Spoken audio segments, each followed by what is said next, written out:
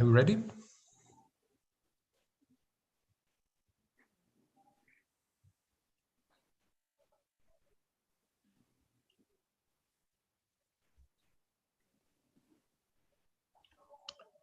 Chiara, may I go? Yes, Alberto, feel free to start. Thank you. Thank you. Then good afternoon or good morning, good evening, depending from where you're joining now. With online events, you can join from anywhere around the world. And welcome to this second FSR debate. Last month, we looked at some aspect related to the regulation of hydrogen transportation infrastructure. This week, this month and today, we're looking at the optimal regulatory regime for the electricity infrastructure linking offshore wind parks to shore.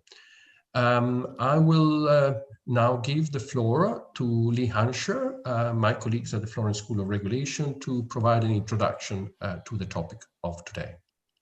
Lee? Yes, thank you very much indeed, Alberto. And I'd like also to welcome everyone from wherever you're dialing in from. And I'd like to welcome our speakers and panelists.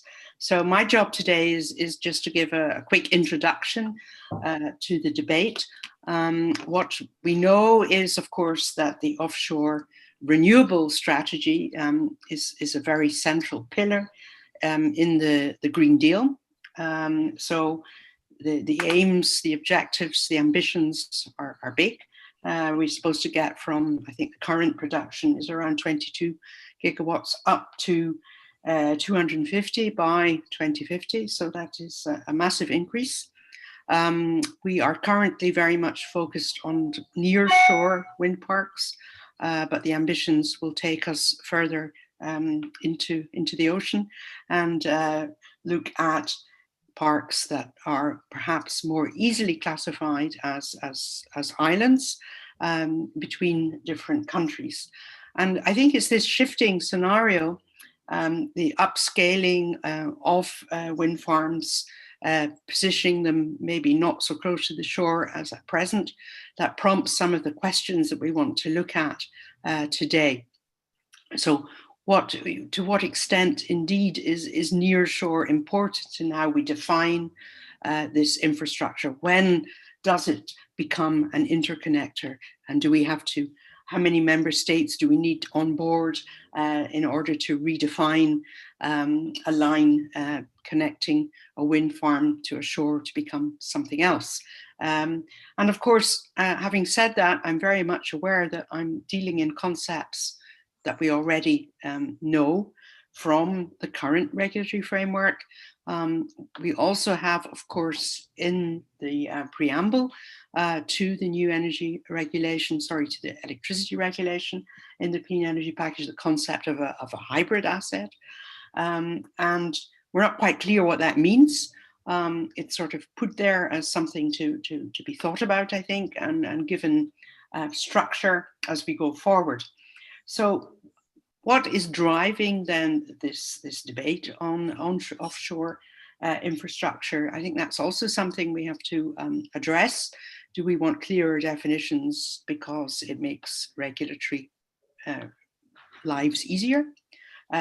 Or do we want clearer definitions because it might spur on the much needed investment? We need to know what we want investors to target. How do we achieve then the massive support that will be needed to scale up as quickly as possible and to meet these targets? Offshore wind is beset, I think, by many issues. Regulation in the sense of access to networks, tariffs, connection is a small part of the puzzle. But we've only got a limited amount of time today, and this is, after all, a regulatory debate. So we are very much focused then on the issue of regulation, and with that, issues of tariffs and access, and the types of models. Do we keep to the sort of dichotomy that we're used to of a merchant investment or a regulated investment, or do we need to look for a hybrid model? So there are lots of questions, and I'm very much looking forward to the discussion where we can explore some of these issues in greater detail. So I think my 5 minutes are up, and I will hand the floor back to Alberto. Thank you. Thank you very much, Lee. Just on the dot. At this point in the program, we have Joachim Balke, but I'm not sure whether he is online. It seems he's not yet online. Chiara, could you confirm? Yes, he says Joachim is online, but he joined via phone, so I'm not sure he's able to talk. Joachim, can you hear us? Hello? Joachim? Joachim is head of unit for, here he comes. Head of Unit for Networks and Regional Initiative in the Director General for Energy at the European Commission. Joachim, can you hear us? Well, we hear you very, very far away. At least this is what I can't hear you. Hello? Joachim? Chiara, should we proceed with Pratt? Yes, I will try to find another technical solution for him in the meantime. Okay. Thank you. Joachim, we'll pick you up in 10 minutes or less than 10 minutes.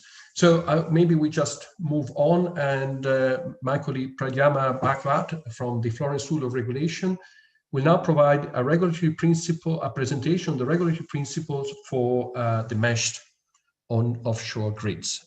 Prad? Thank you, Alberto. I'll just share my screen and we can get going with my timer. First and foremost, thank you everyone for being here for this FSR debate. And I already see some of my colleagues from the promotion project and work package 7 are also in the meeting, like Cecile. So what I would do today is I would try to give an helicopter view about, rather than going into the details of what the principles for a meshed offshore grid should be, rather give an helicopter view about different aspects and different limitations that need to be kept in mind on the border while creating regulatory principles for a meshed offshore grid, which would mean a much more broader principle.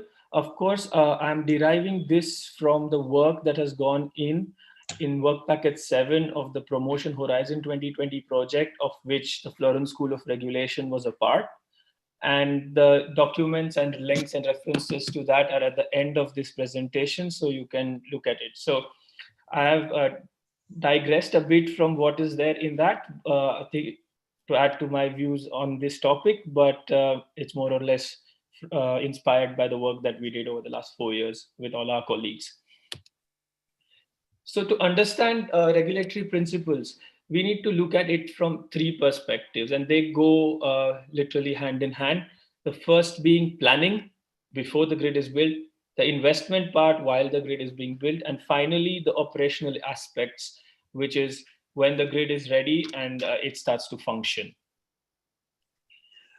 You can divide these into various dimensions. Of course, it's not an exhaustive list of things that you need to do, but from a planning perspective, you can start from the legal end. We have Lee here, who's an expert, and I think the idea is that first, we need to, do we have the right legal frameworks in place? Because you have to consider there are several different countries which are going to be part of this sort of a meshed agreement. There are going to be other dimensions such as shipping and other sectors involved. At the same time, this can go beyond the EU, and you might have, for instance, now Great Britain, which will be part of, say, the meshed offshore grid on the North Sea. And do we have the right treaties that are required? And from a legal perspective, there is also the need for definitions. Do we define the offshore grid as a separate hybrid asset, or does it fit into our true real definitions that we have right now in our policy? Moving then to the next step, that once this grid gets to be built, we have to consider and think about the various permitting processes for development of the offshore grid to ensure that there is a seamless permitting process, hopefully a one-stop shop, like has been really spoken about a lot, even in the 10E regulations. Then is the part of cost-benefit analysis. Who is benefiting, who is not, and all the other aspects, because the cost-benefit analysis becomes really fundamental in the way you're, sorry? No, go ahead. Yeah, I think the cost-benefit analysis becomes really fundamental, because that leads to how the costs of building these sort of hybrid projects are going to be allocated between different parties, which I would come to in a bit. Then there's the question of onshore and offshore coordination. This includes probably 3 aspects per se, which is one, the location of offshore wind farms. Is this going to be some sort of a single-sited approach, a zonal approach, or is it going to be an open door approach where the wind farm can be built anywhere? This would add to the certainty while for grid operators and other investors who are developing these lines. Then is the question of grid access responsibility. Who is responsible for providing access? And finally, is again coming to the cost of the grid access charges. Is it a deep, shallow, or super shallow approach that needs to be used? 2 other issues that need to be considered. One is public acceptance of these lines. As of now, from what I hear from my colleagues, that the public acceptance has not been a big issue for offshore grids per se. Maybe for the wind farms a little bit more, but not for the grids. And then finally, we need to also keep in mind that these offshore assets are going to get old and would need decommissioning, and the responsibility for this decommissioning needs to be set into the future. Then moving on to the investment perspective. Here, the first thing an investor would look at is what are the type of tariffs, what are the G charges, for instance, that need to be paid, what are the transmission tariffs, what sort of revenue streams are available for the grid. The second would be what I spoke about earlier, the cross-border cost allocation, because these grids are built over several jurisdictions with several regulators as well as developers involved. And the cost sometimes, the benefit sometimes even goes to non-hosting countries. This has been dealt with in detail in the 10E regulation, and there is a lot of discussion going on also in the revisions about how this is done. And the CBA will then become a fundamental tool to help with allocating the costs to the right beneficiary so that you can have a beneficiary space approach towards allocation of these costs. Then is the question of incentives for building these innovative lines. We have some CEF funding which is available, and maybe incentive regulations, advanced incentive regulation can be applied to these innovative grids and innovative solutions. Renewable cooperation mechanisms become important because many times there are limitations to where a wind farm which is offshore can inject its electricity. Usually a wind farm is paid paid a subsidy or paid your premiums or a renewable support by the country that in whose jurisdiction it is built. Whereas when you have a meshed grid opportunity, you can actually inject this electricity in another grid of another neighboring country. For instance, let's take an example of Belgium and Netherlands. A wind farm can be built in Belgium and might be more convenient for it to inject electricity into Netherlands. So maybe using renewable cooperation mechanisms can be a good way of ensuring there is seamless transaction and minimum losses or economic loss. And then finally, one thing that becomes important also from the planning but investment perspective is who will eventually end up owning this offshore grid assets.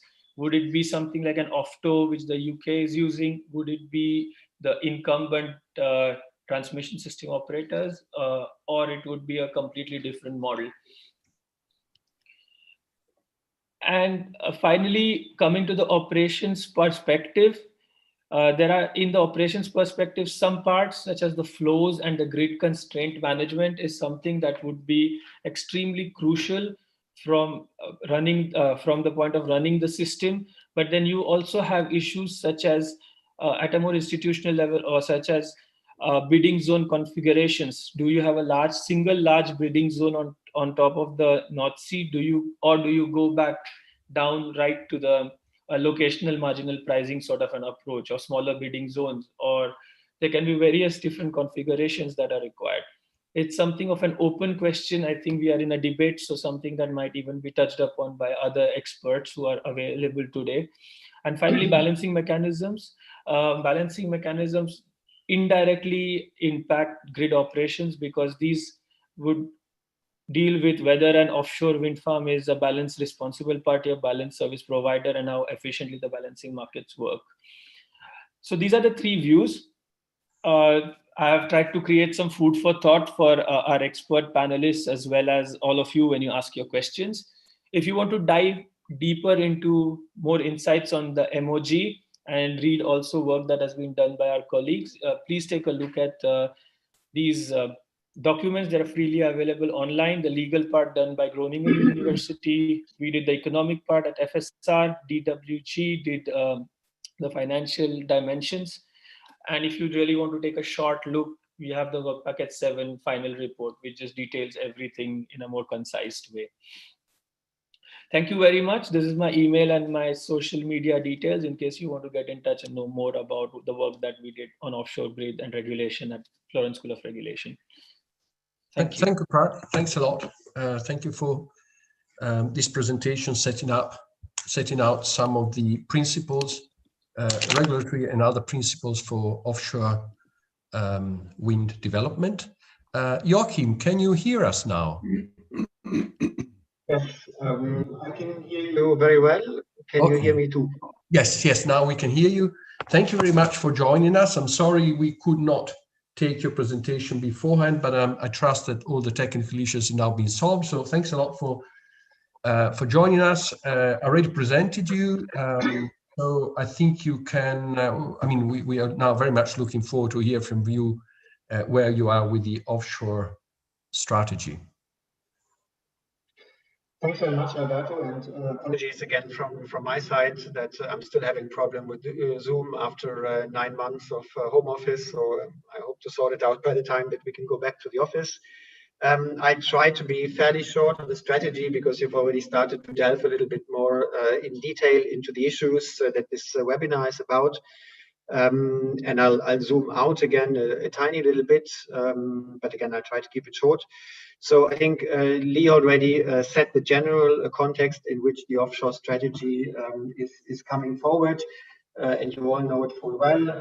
It's of course the 2050 net zero objective, and it's more specifically the trajectory that the climate target plan has now put forward, which in particular means an acceleration, front loading, if you like, of the decarbonization curve and investments for 2030. So the next decade is going to be even more crucial than we had previously anticipated, with the renewables share that will have to go down to around about 38% overall. And in the power sector, which is of course perhaps the more relevant figure here, will have to go up to 65%. So around about 2/3 of our electricity will have to be renewable in only 10 years. So that is in fact quite enormous. And if I caught it right in the beginning, Lee has already quoted the figures into which that translates for offshore. So I don't have to repeat them. I will just say very briefly that we really shouldn't underestimate the investment challenge that brings about, because it really does mean that we will have to trigger an enormous amount of investments. We had previously estimated an additional 260 billion per year for the energy sector. Now with a higher 2030 target, that tops it up by another 90 billion per year. And all of that is more or less the same under the current sort of COVID conditions, where of course it's even more difficult to trigger investment. So I think in everything that we do, including the discussions that we have on the regulatory framework, I think it's key that we always keep in the back of our minds that it really has to enable this enormous investment to come forward quickly, but of course also in an efficient manner, because ultimately a lot of this will also end up on tariffs, quite simply. And we owe it to the ratepayer to be efficient. So why then, against that background, do we go for a specific offshore strategy? Perhaps 3 reasons I would mention. The first, the most obvious one, is that offshore renewables will be the fastest growing source, both in a 2030 and 2050 perspective. So here the figures that we've heard from the around about 12 giga we have today, up to 70 in 2030 and something like 300 in 2050. So this is in quantitative terms. Secondly, then perhaps more also in terms of a qualitative step change, we have to significantly widen the scope of sort of what we use in terms of the available offshore potential. The 12 giga that we have today are almost exclusively in the North Sea, and they are exclusively bottom fixed. And that is probably bottom fixed is going to remain the bulk, but we have to go beyond that. We have to broaden it technologically, in particular by including floating, but then also in a further perspective, other ocean energy sources. And that then also means that we'll be able to tap the potential of the other sea basins more intensively than we have done so far to be able to reach these quite enormous numbers. Thirdly, I think for offshore, we see a rather specific challenge, and that again links to the regulatory discussions we'll have today, that perhaps we see a bit less for onshore renewables, which also have to grow quite a lot. But this specific challenge, I think, which we see for the offshore sector is that it's really all about building an integrated energy system, where today, basically, there isn't any. Today, what we have offshore is a couple of radial isolated lines. But I think what we will need to connect all this additional capacity efficiently is really something qualitatively different from what we have today.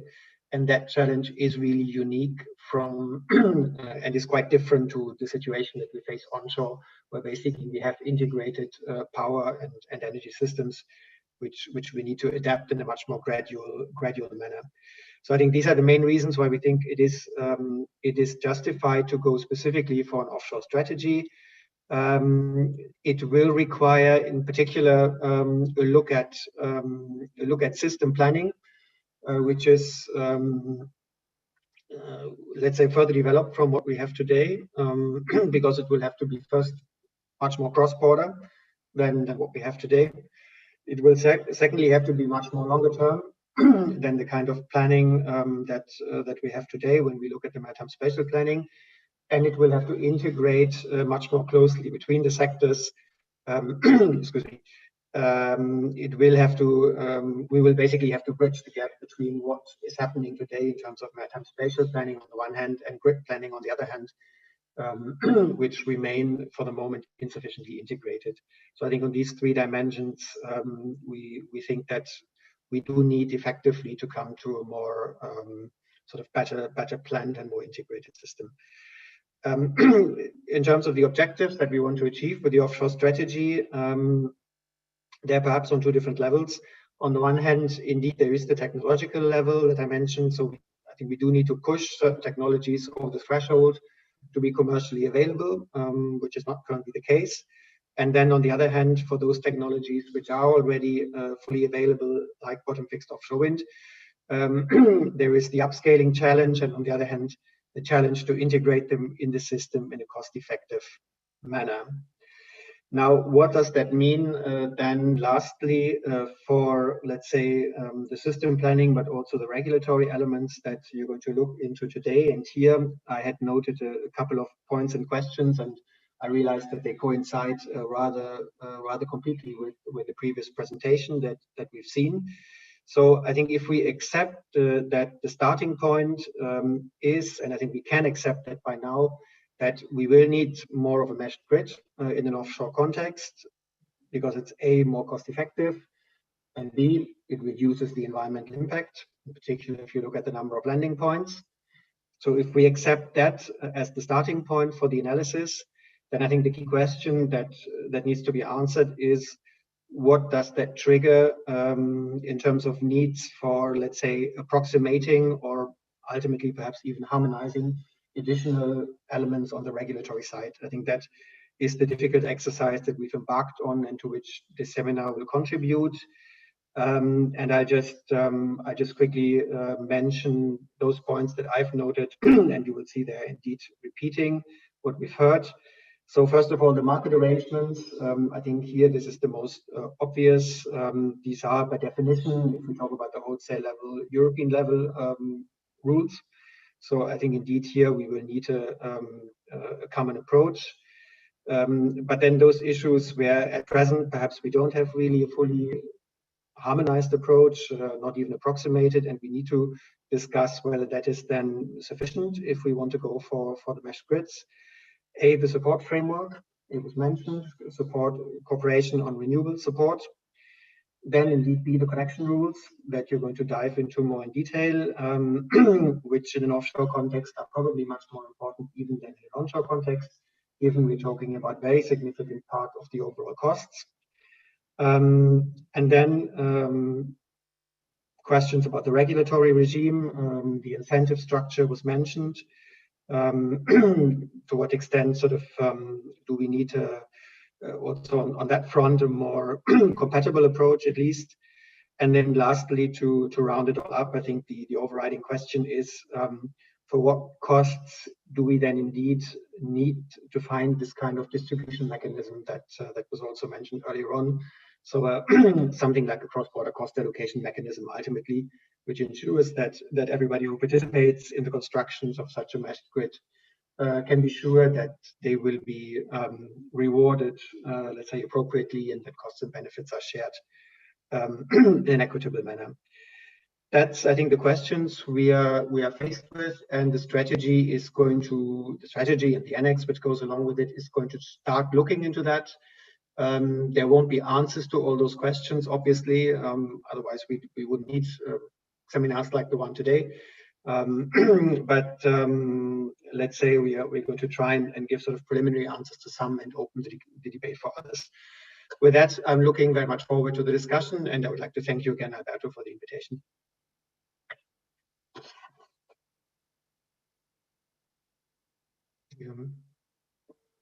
I think you're muted. Hello, can you hear me? Yep. Well, thank you very much, Joachim, for setting out some of the aspects of the Commission of Offshore Strategy. We do not have the ambition today of covering all of them, but we will focus, as you already indicated, in one specific aspect, the regulatory regime of the infrastructure linking the offshore wind parks to shore. So thanks a lot for joining us. Now we move to the second part of this debate, where we will have a panel of experts. We've tried to bring together experts from different constituencies, from university, from the practice, from the legal angle. I would like to also invite participants, if they have questions, attendees, we have more than 100, to put them on the question and answers, because after the initial statements from the panelists, we will have the polls, and then the panelists will comment on the results of the polls, but also on some of the questions, the more general questions that will be posed, so the questions of more general interest. So please do it. Lee and I will keep an eye, and then we'll pick a few of them and we'll ask the panelists. So the panel, as said, comes from diverse corners of this issue. We have Carsten Smith from the Danish National Regulatory Authorities. We have Dirk van Hartem from the Catholic University of Louvain. Anders Skanlund from NSOE, and then Ursula Prahl from Baker, Butner and Held. So, as I said, somebody from the TSO side, academics, regulators, and the legal profession. So I would ask each of them now in turn to provide introductory statements. Please stay within 5 minutes, so we'll have more time later on for a second round and also addressing questions from the audience. So Carsten Smith, Carsten, the screen is yours. Thanks a lot for that, Alberto, and thank you for the invitation. There's already been a lot of questions put. I can promise you that I cannot answer all the questions within these 5 minutes. But I think I will start another place, namely how to regulate connection of offshore windmill to the market. And first of all, I think that specific production facilities or specific or different kinds of production should not be treated different. We want to have a market with competition on the market, the best possible competition, so no production facilities should be put better or worse than others. So I think the main principle must be that no specific regulation, just because it is an offshore windmill production that is happening. I think that should be the starting point. So I think a much more, and of course there could be some characteristics with these production facilities that actually have good arguments that there should be some stuff taken into consideration. For example, if it have big troubles for having a secure operating of the system, but that's not different to other production facilities. That should also be a principle for that, and so that's not because it's an offshore wind production, but because of the way that the grid is composed.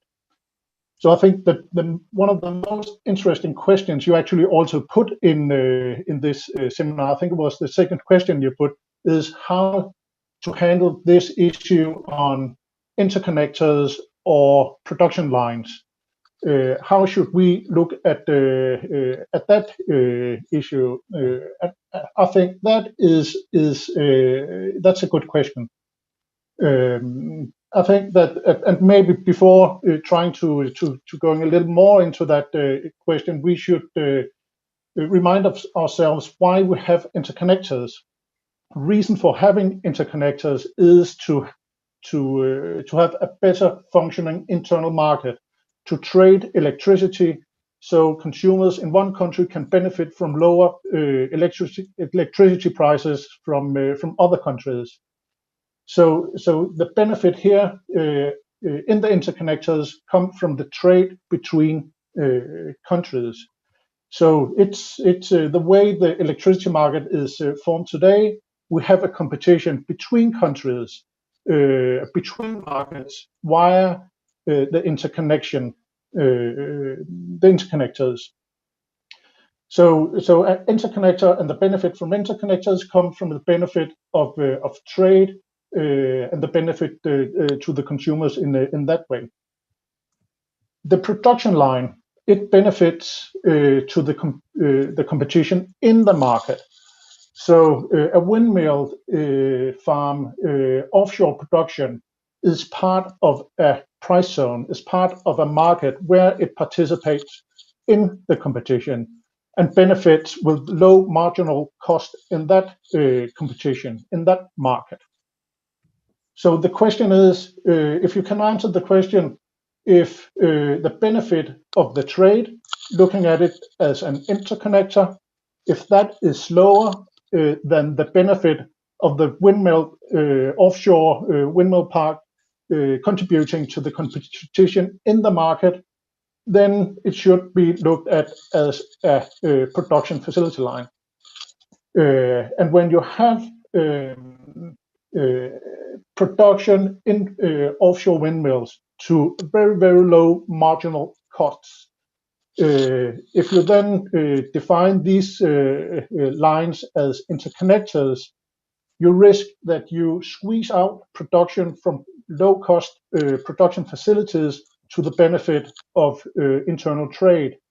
And if the price from the lowest of those two price areas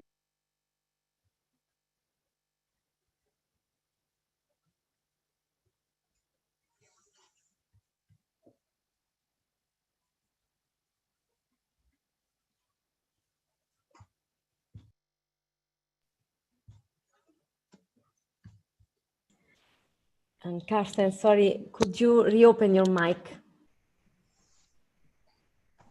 Could you click on the mic icon? Yes. Thank you. Okay. We lost the last 10 seconds. Yep. I think I talked in 30 seconds. My conclusion just was that the production cost at the windmills farms, they are so low that if you squeeze them out on the benefit of an interconnector, then you risk to lose a lot of social economic benefit. So I see now that my 5 minutes is past, and I will stop here then. Thank you very much, Carsten. I think you already hinted as to how, if you were able to vote in one of our polls, you would have voted. But Panelist, I don't think would be able to vote. So, but at least Okay, you've given a good hint. Thank you very much. Next, Dirk van Herten from the Catholic University of Louvain. Dirk. Yes, I'm trying to share my screen. I don't know whether that... You managed. I managed, okay, Yeah. but on the other screen, I guess. Yeah, if you put it now full screen, that would help. But it's okay. It's okay. You can go on. No, it's it should appear somehow. Okay. One moment. Sorry for that. This is my presentation. I didn't intend to share my email today. Okay, very good. So my name is Dirk van Herten from the University of Leuven in Belgium. And I was asked to give my opinion. I have two big disadvantages in this panel. First of all, I'm a professor, so that means that it might be a bit academic. And second of all, I'm an engineer. And I know that engineers shouldn't be allowed to talk about regulation. So I will keep myself very high level and just say, what do I expect to happen in the next, well, 30 years, because this is what we're talking about. Oops. Where do we need to go? And we have a very ambitious goal. So currently we have about 80 gigawatt of offshore wind. And we expect that this is going to increase significantly, globally about 100 gigawatt by 2030 and 200 gigawatt in the North Sea by 2050.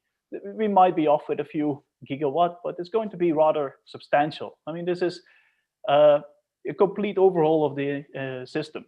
And that means that the connections are going to be increasingly further from shore. We're going to have DC, we're going to have meshing, and everything needs to be integrated in the system. And just to make it a little bit more visual, I zoomed in on the North Sea region and just draw some lines. So let's say that we need to connect 200 gigawatt from the North Sea. And let's say that we have 5 gigawatt lines. I know 5 gigawatt, that's not possible today. Today we can do, let's say 2. So if we put on some lines, and this is not enough, then we basically get something like this in our system in 2050. And of course, this is going to need a DC grid.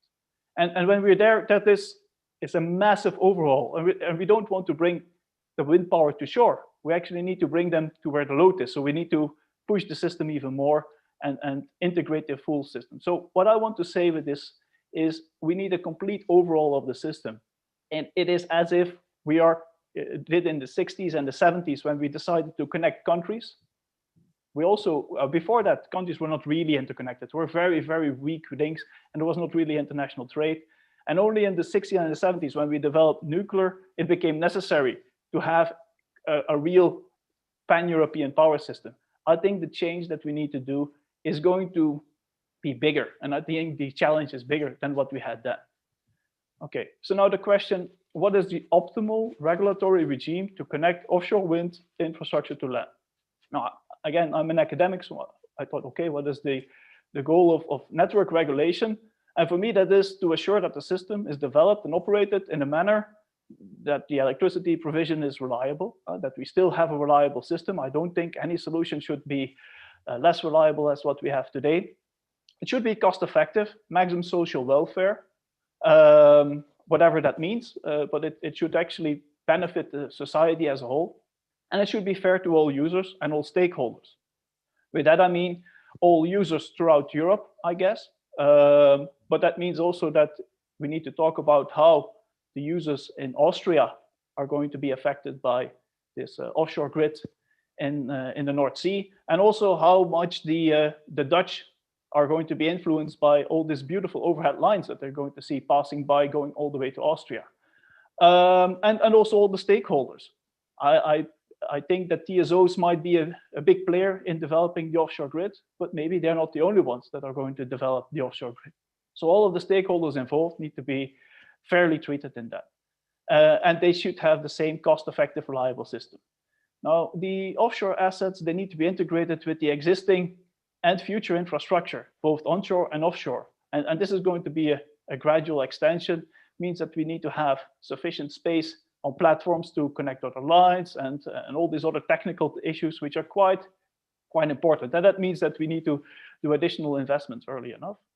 The expectations for this offshore grid and the onshore systems, they might not be the same, but I don't believe that you can integrate 200 gigawatt of offshore wind and not do anything on the onshore system. We need the fundamental overall as well. So they will be linked. And at some point in time, you will not drop off your electric power at the shoreline, at the beach, but you will drop them off in Munich. And then the question is that an offshore grid or an onshore grid? I think this is a theoretical question and it's not practically useful. Design and development, investment and operation, they are not the same. So that means that there might be different parties involved and they might have different rules to play with. I don't see, but I'm a pragmatic academic, that the patchwork of responsible parties is making our life a lot easier. And we're now with many countries around the North Sea, with many responsibles and all different kinds of rules are almost the same. This is not making our lives easier. The required upgrade of the grid is fundamental. We don't want to have a patchwork of solutions. And this is not how we do it today. It's a statement I hear too often. And I don't think that this is going to get us anywhere. So I think that regulation, whatever it should be, should not be the blocking issue.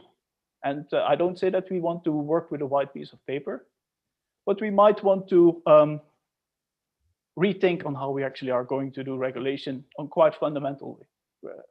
So they asked me to be a little bit provocative. I tried to do that. So thank you for the opportunity to talk about this.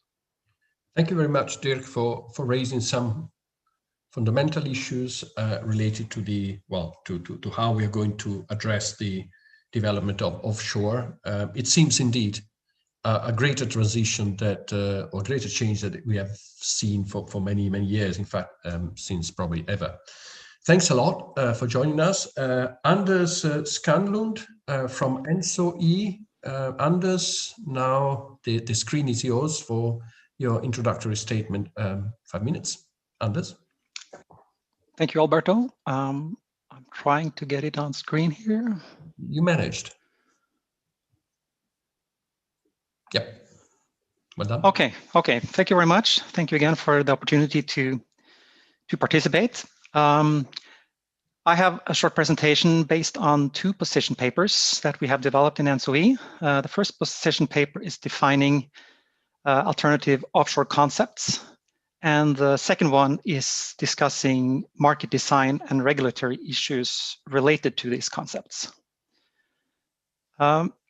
As a framework for the discussion we've had in ENSO-E, we have identified 3 sort of perspectives on efficiency. Efficiency of the market design, efficiency of the system operations, and the efficiency of developing policy objectives. And all these 3 are important and valid. However, we have sort of defined 2 of them to be in the sphere of ours as TSOs. So we think that sort of the market design efficiency and system operation efficiency are sort of more directly related to the responsibilities of TSOs. So in our position papers, we have focused on these 2. So we have not sort of included the policy perspective in our discussion. So, but we want to sort of still emphasize that this totality needs to be addressed.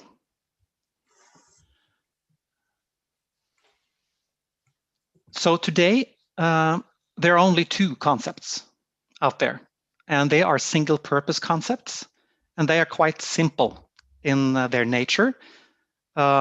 It's connecting markets with interconnectors and doing market coupling of these connections and using all the capacity for cross-border trade.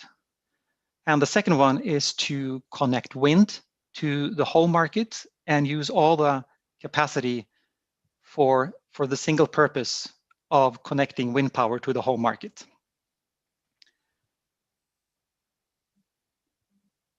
And these single purpose concepts are, like I say, quite simple in principle. They have been successful, and they're fit for the future. We will see them also in the future. There will be developed new projects that are like this. However, we would also see the development of more complex configurations that are combining these two purposes into dual purpose concepts. And the dual purpose concepts create a completely new reality and a new potential. That's why they have been developed, to realize a new potential. And the potential is both physically and it's market-wise. And now the cable capacity has to be shared because there are two purposes they are to serve. There will be congestions, and the big question is, how do we share this capacity in an efficient way? And that's what we have discussed in the second position paper. And our conclusion was that we considered two solutions, the offshore bidding zone solution and the whole market solution. And our conclusion was that the offshore bidding zone solution appears to be the most prominent when we're considering efficiency of markets, market design, and system operations. And that is because that solution is reflecting the physical congestions and the flows, and it recognizes that we now have a dual purpose concept. And they create, and the offshore bidding zones create cooperation by competing for capacity. So there's a competition between the two purposes. This efficiency leads to less redispatch and counter trade for TSOs, so it leads to more efficient system operations. A challenge that has been raised with the offshore bidding zone solution is that it provides less revenue for offshore wind farms than the whole market solution. So it could be a need for more support schemes to motivate investments, but we haven't sort of analyzed that in depth. And we looked at the whole market solution. It can be used also for multi-purpose concepts, but it is a single purpose construction. So that limits efficiency of the whole market solution.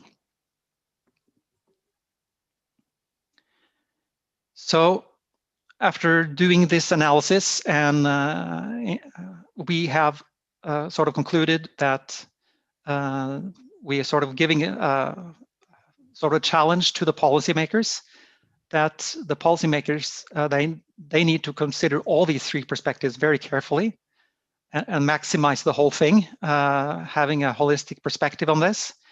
And we are, to us, it's important to illustrate and explain the importance of having efficient markets and efficient system operations. And we're therefore also asking them to develop policy measures that is not limiting the efficiency of markets and system operations. And here are the two reports or position papers that we have developed with links. So if this is distributed, it's easy access, easy to find. So thank you for your attention. Thank you very much, Anders. Thank you very much for also bringing up the offshore bidding zone approach. Maybe this is an additional bullet point in the next bidding zone review. It seems to be quite complex already, but adding another layer of complexity. Thanks a lot. And now we complete the run-up of with introductory remarks with Ursula Prahl, as I mentioned, from Baker Butner Held. We started with a lawyer, Lee Hanscher, to start with. Now we have Ursula to complete. So Ursula, the screen is yours. And thanks a lot for joining again. Ursula, we can't hear you. Perhaps you're muted, or at least I can't hear you.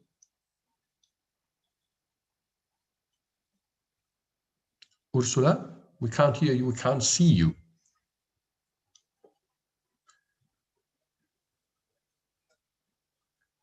Chiara? Alberto, yes, you're right, indeed. She was here on video and able to talk, but at the moment I can see her name and I'm sending her a message. Let me see, otherwise we move to the polls and then we'll give Ursula a chance later on. Ursula, can you hear us?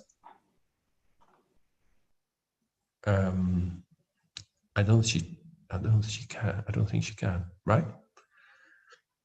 Okay, so maybe we'll run the polls and then we'll ask Ursula, we'll give an extra time to her to comment on the polls and also provide her introductory statement. Let me just try one last time. Ursula, can you hear us? Doesn't seem to be the case. Okay, so let's go to the polls. We have two questions which we would like all participants to address. The first one is related to how the electricity line connecting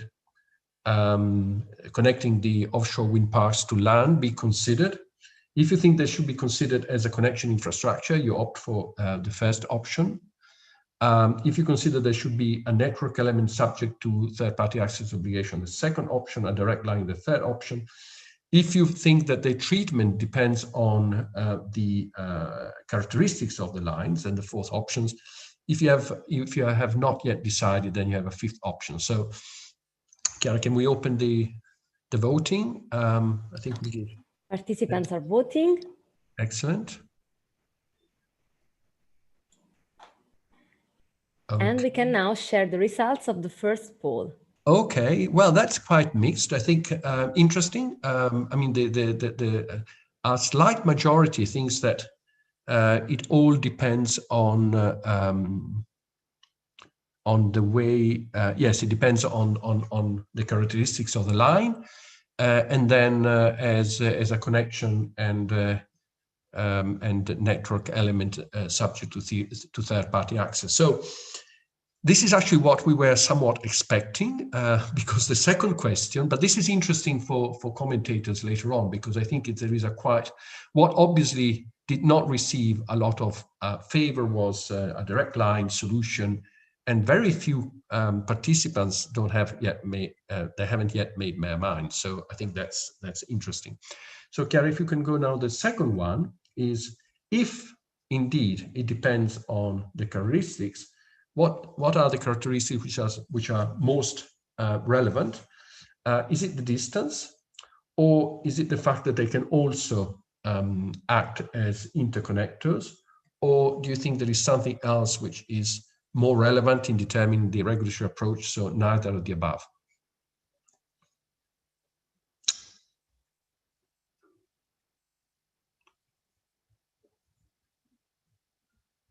Okay.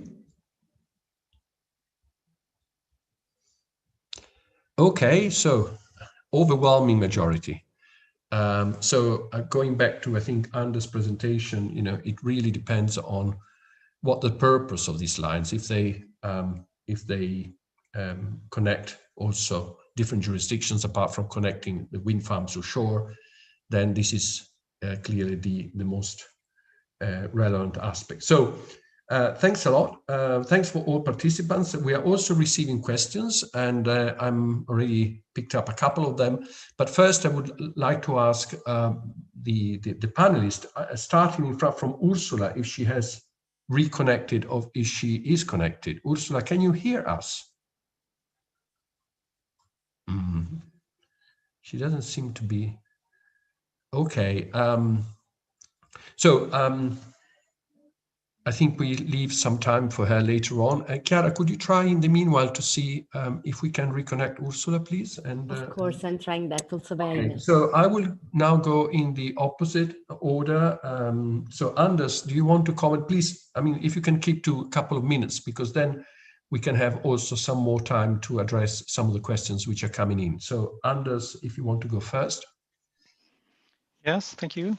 I just thought that these lines can have different purposes, and I kind of emphasize that when we have hybrid solutions and offshore mesh grid, it's very different from having single purpose, and it is. But we could also it's different, but we can use the same market solutions as we have today. So we don't need to sort of reinvent the wheel. I think that's a message that is important. We can use the same market algorithms, whether it's to do market coupling, to connect wind to a whole market, or to develop offshore bidding zones. It's the sort of the same concepts that we have in the current solutions.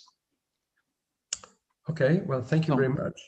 Dirk, any reflection on the outcome of the polls?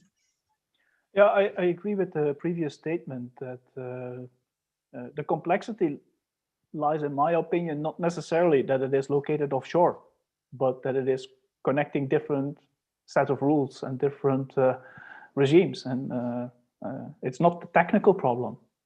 It's a paper problem that and there are methods to solve that in the market mechanisms. And I get a little bit nervous if the outcome is that the ideal way is it depends, because that was a response for the first one, because that causes uncertainty and complexity, and I mean the it depends needs to be specified a little bit clearer, otherwise it's only going to complicate matters even more. And I like things simple. Again, my apologies, being an engineer. And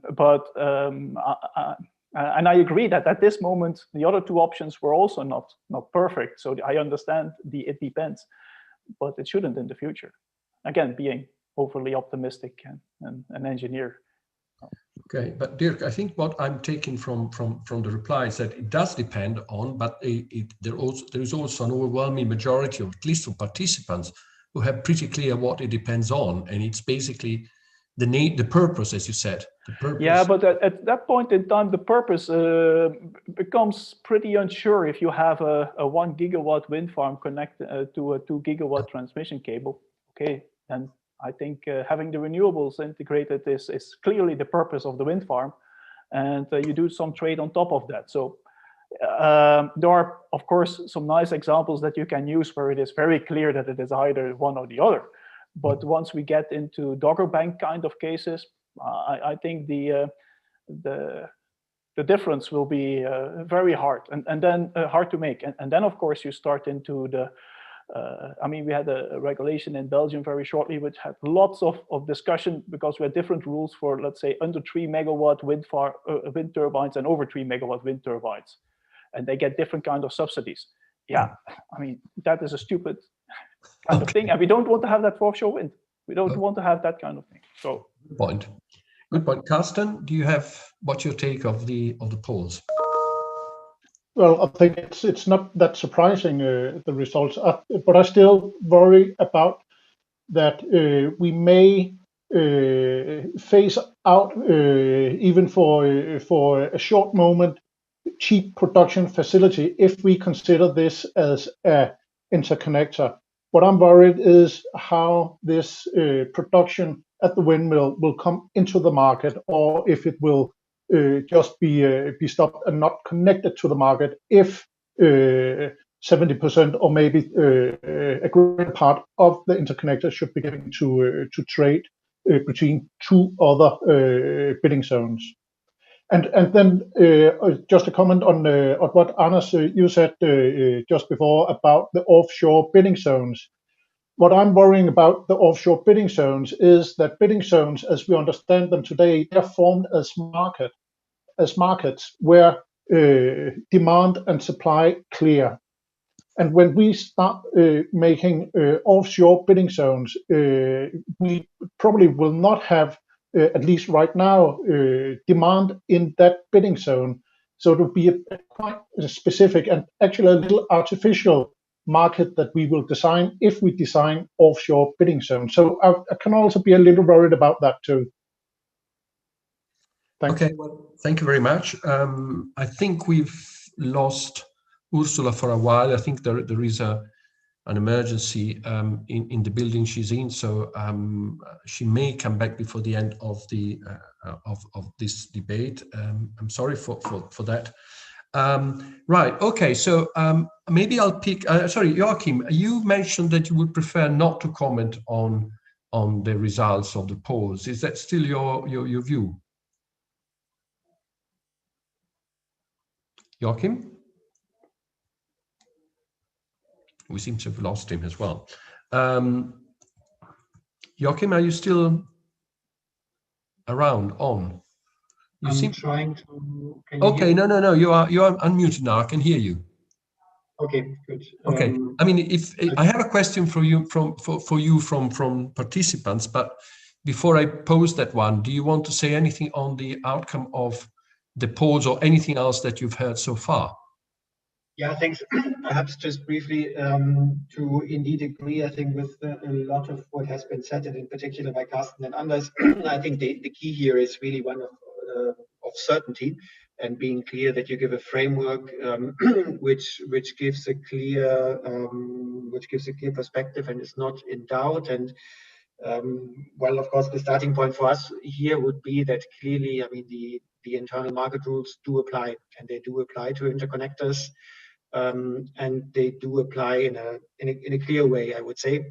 Because that is the outcome of the legislation that we've just passed on the internal market, and in that sense, I think I would agree to those statements which were made, which say that there can also not be too much room for, let's say, for ambiguity on which rules would apply to a particular infrastructure. If it is an interconnector, it is an interconnector.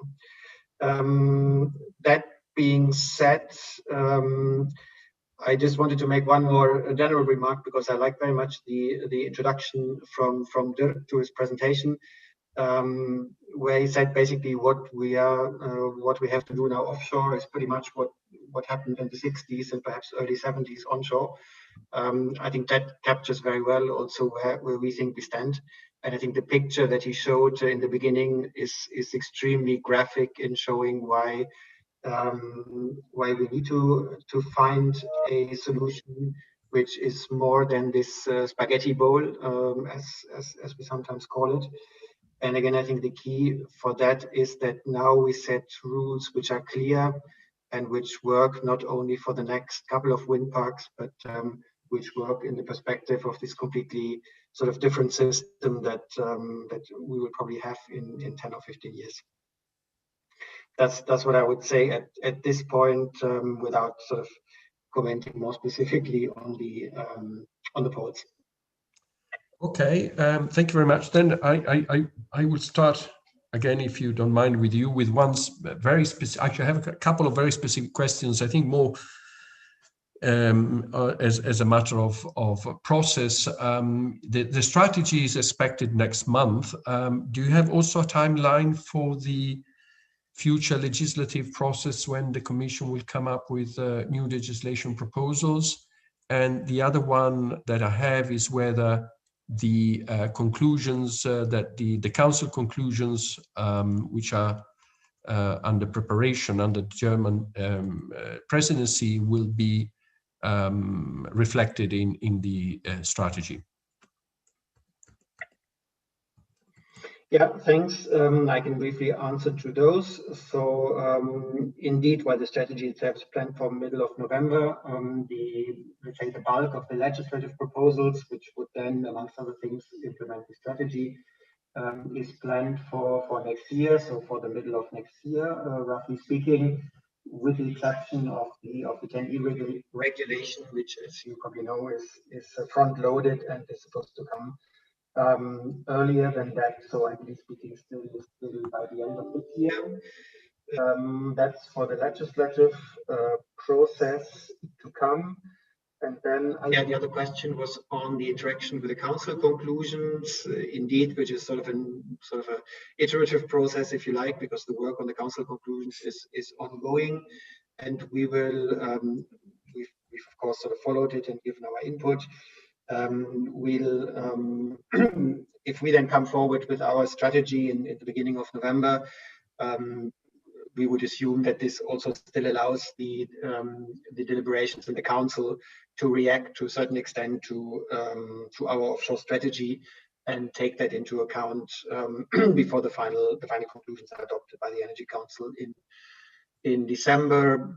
By and large, our impression is that the discussion is going in a similar direction, because I think we all identify the same issues basically that need to be addressed.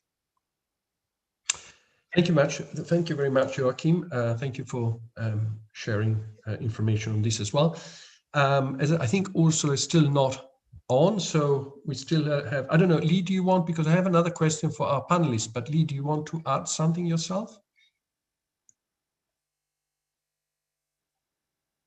Lee? Thank you. I was just unmuting my audio.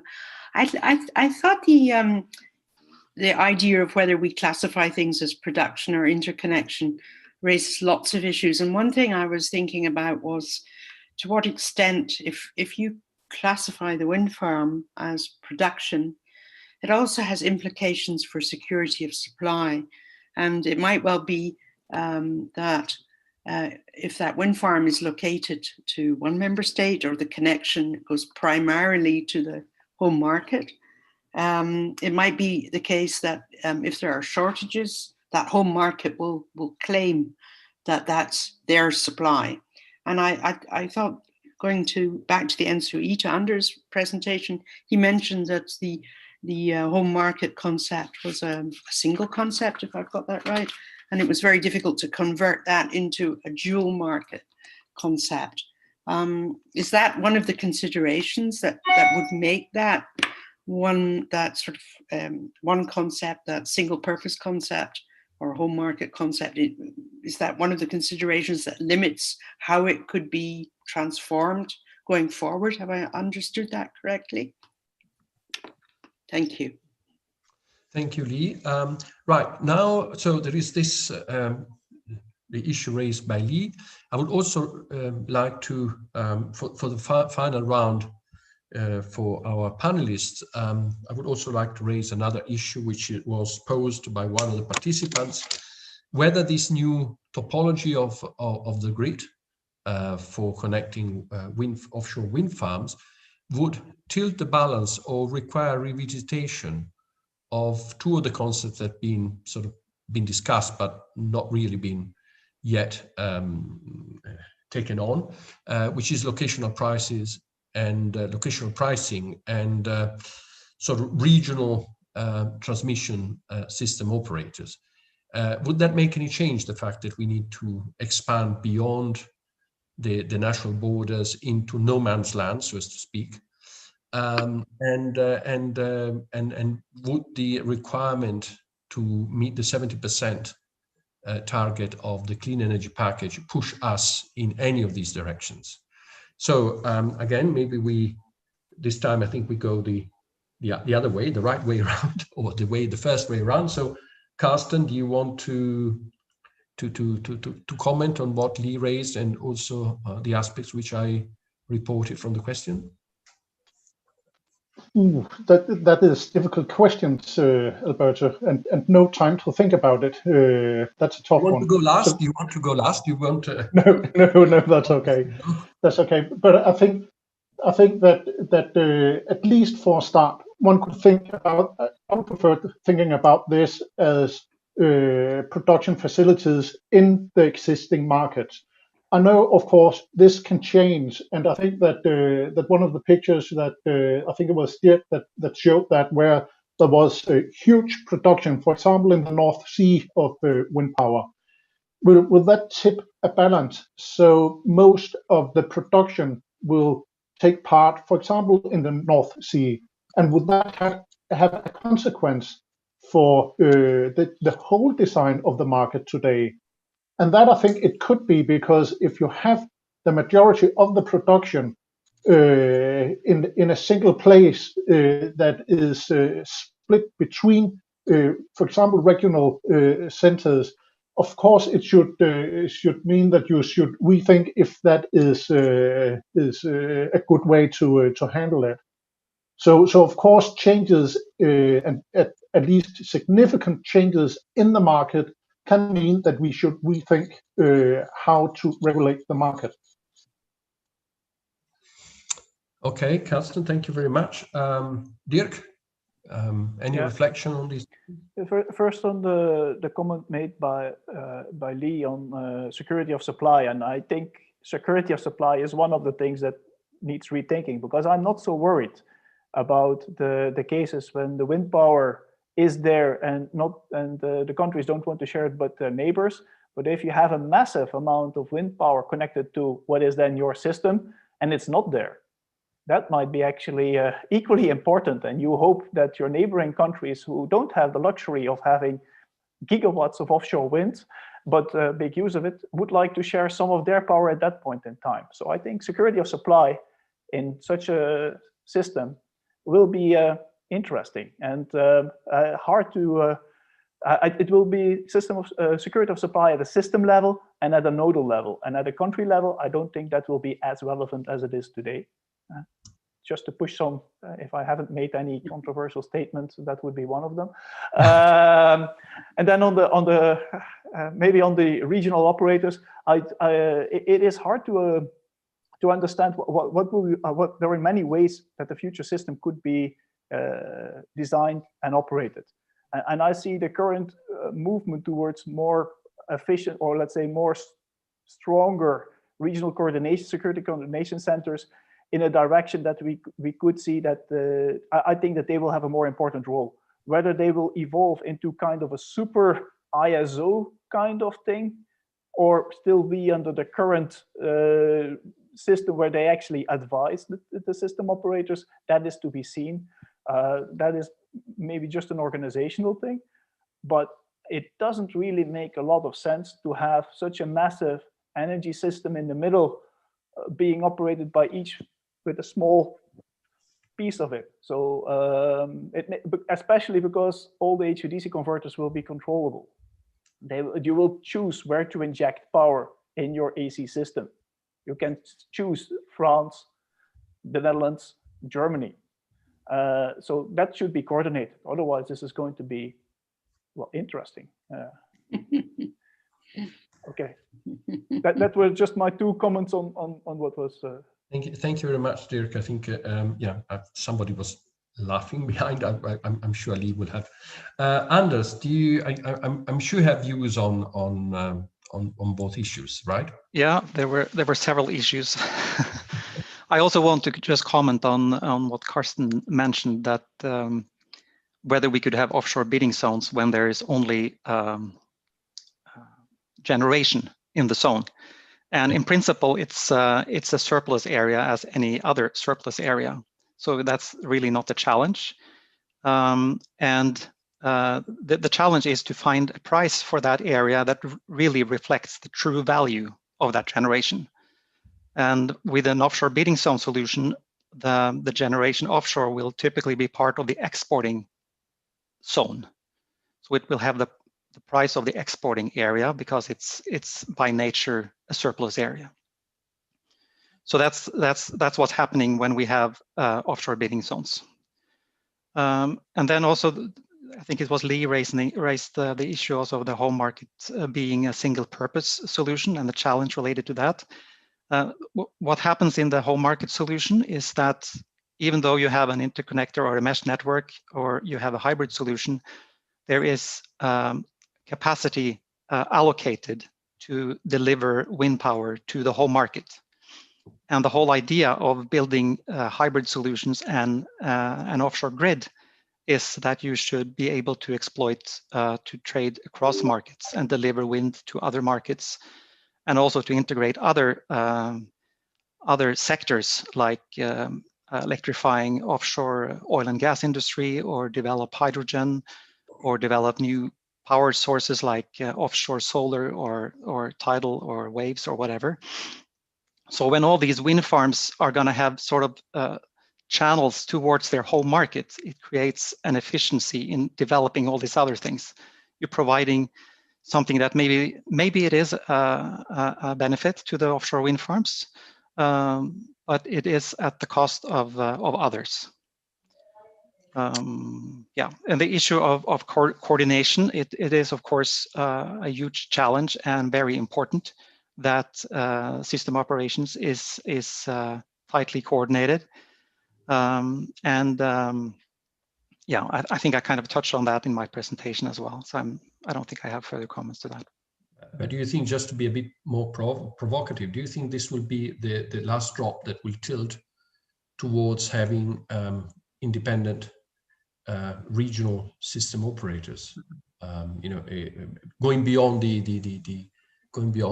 RCCs, which are still to be established or are in the process of being established? Yeah, they are in the process of being established, and no, I don't think it's. I don't see that is necessarily the conclusion. No. Okay. Well. But there's of course a need for cooperation. Yeah.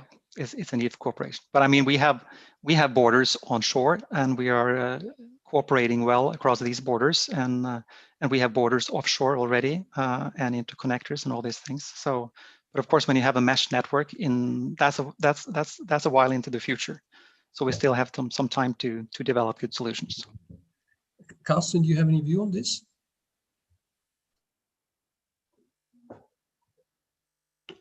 Yes, I do. I just had to unmute. And that was on what you said, Anders, about the offshore bidding zone. I agree with you that it's a surplus area. What I do not agree with you about is that it's a surplus area just like N1 or other bidding zones, because you have no demand that can help perform an efficient price. So it doesn't make sense to have competition between two bidding zones when you do not have an efficient market in one bidding zone. And I think that is the whole problem, which you pointed out yourself, that the problem is to find a price. So for having effective competition between bidding zones, you need effective competition within the bidding zone. And that you do not have with the offshore bidding zone if there are no demand there. And I think that is a big challenge with that concept. Would this conclusion, or would this setting, because this was also another question which we had in the chat, or actually, sorry, in the Q&A, would this change if the offshore bidding zones were sort of large enough to include more than one wind park? And would this be feasible? Because obviously the grid will not be as meshed between the different wind park necessarily as the green is meshed usually onshore, right? Yeah, but as I see it, you of course you can have more suppliers, but you still need demand to have a market price in the zone. If you do not have that, you have to change the market design we have today, and you somehow have to take that production into other markets to have the competition with other producers to match the demand from the consumers.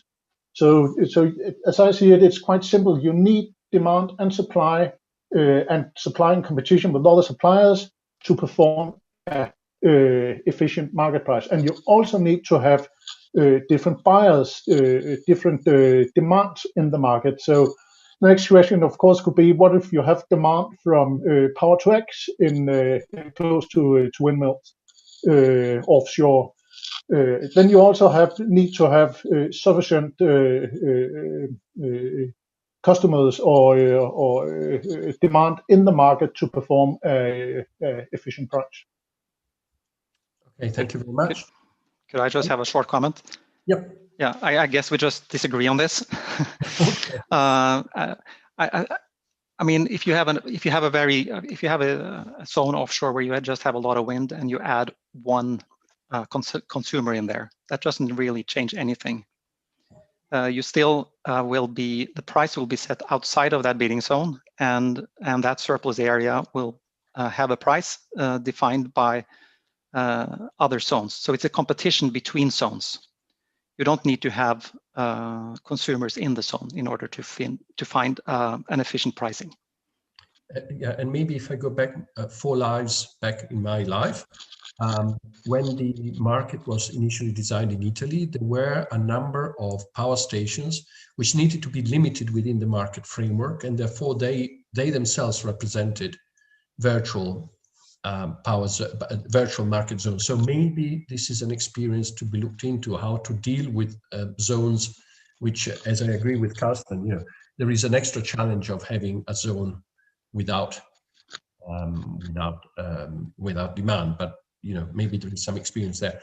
Now Ursula, unfortunately won't be able to join us. She is well. In fact, there was no fire. There was just a fire drill apparently in her building. Just bad luck that it happened. It was unannounced and it happened just as we were going live. So I'm sorry that she had to go out of the building, and apparently she won't be able to reconnect before the end. I'll try again. Ursula, you're not there, I guess, but I received a message that she won't be able to reconnect. Okay, I think that's probably get us to the end of the debate. Lee, do you want to share with us some thoughts about what you've heard and what you take away from the debate today? Thank you very much. Well, it's been for me a fascinating debate. Thank you very much. I live in Amsterdam. I'm looking out over a canal. With global warming, I might be in the canal shortly. And then I'm faced with a spaghetti bowl of electricity lines going over my head. So I think I have to move to Leuven if I'm taking Dirk's advice seriously. This is not the place to be. I think my second takeaway is maybe inspired by a Nobel Prize winner. So the answer is not blowing in the wind, as far as I can work out, if we're all from the generation that remembers that song. And there seems to be huge challenges in realizing the ambitions of the Green Deal. I saw in the Q&A session a solution that you do see posited, and Dirk mentioned it, and I think it's been a discussion that's as old as the whole internal electricity market. I can remember going back to the early 80s even. We need nodal pricing. Why are we wasting all this energy and discussion trying to find a solution when nodal pricing would offer a much easier solution? But I think the problem is the market is one that's divided between 27 member states, and it's difficult to come up with efficient nodes in that situation. But I hope that the Commission has been given some food for thought in this debate. I'm sure that it's going to be quite a challenge to come up with a strategy to get the curve front loaded by 2030 to produce so much new infrastructure. But I think one of the main takeaways for me is that there are a lot of very fundamental issues that have to be first decided upon and dealt with, and not least, how do we categorize these assets? And as a lawyer, of course, you look for a definition that's easy to implement and clear and predictable. But I think the benefit of this debate is that you maybe turn things on their heads and you say, well, we need a definition that meets certain demands, societal demands and expectations, and that we should start from there and then work towards a satisfactory definition. So I thought that was a very important, for me at least, a very important learning exercise that we have to think about. When we do this categorization, we want to have something in place that's efficient, that lowers societal costs, but is also durable. And maybe that's something that reflects on the "it depends" answer in the polling question that I heard a lot of the panelists say, well, they could understand and sympathize with that answer, but it's not really a very ideal starting place to answer "it depends," and that we need to, I think, maybe some much more clear solutions as starting points to upscale wind as quickly as possible. So I think, thank you for a fascinating discussion. It was certainly, I learned a great deal, and that's, I'm going to put my Wellington boots on and a bowl to catch the spaghetti for the future. Thank you. Thank you, Lee. Thanks a lot. I think, the first poll actually gave quite a varied response, because we had, well, not equal, but we have a good percentage going for a connection, a good percentage going for a sort of TPA line, and then, a slight majority going for "it depends." But then with the second poll, we actually understood what it could depend upon. Joachim, I don't want to be unfair on you, but do you want to add anything at this stage? Otherwise, I will soon close the debate. No, thanks a lot. I can just confirm what Lee said, that you've given us a lot of food for thought for the offshore strategy. Again, don't expect all these things to be answered in the strategy, but also the legislation which will then follow. So thanks again also from my side. It's been certainly very instructive. Thanks a lot. Thank you, Joachim, for participating. Thank you to Carsten, to Dirk, to Anders. I'm sorry for Ursula, who was with us at the beginning. We chatted before we went online, and then unfortunately she had to go. Thank you to Prad for providing a very interesting introduction. Thank you to Chiara, who has been working behind the lines in the past weeks and days and over the last 1.5 hours to make this happen and to fix all the problems as they happen, and she managed to get everything done and us through this debate. Before I finish, I would like just to let you know that the next FSR debate hosted by Lee and me will be in 4 weeks' time on the 25th of November. It will be on case law. We still have to exactly choose which case law to look into, but Lee will pick up something which is topical and recent. But you don't have to wait until then, because next week on Wednesday, there will be an FSR talk. As you know, now we have 4 series of talks, of events, actually, FSR events, alternating over the 4-week cycle. And next week, it will be on the relationship between security of supply and energy system integration. So how you look at security supply through the new lenses of energy system integration. And it will be an interview or a discussion with colleagues from the International Energy Agency. So from my side, there is nothing more that I want to add. Thank you very much to all of you for participating today. The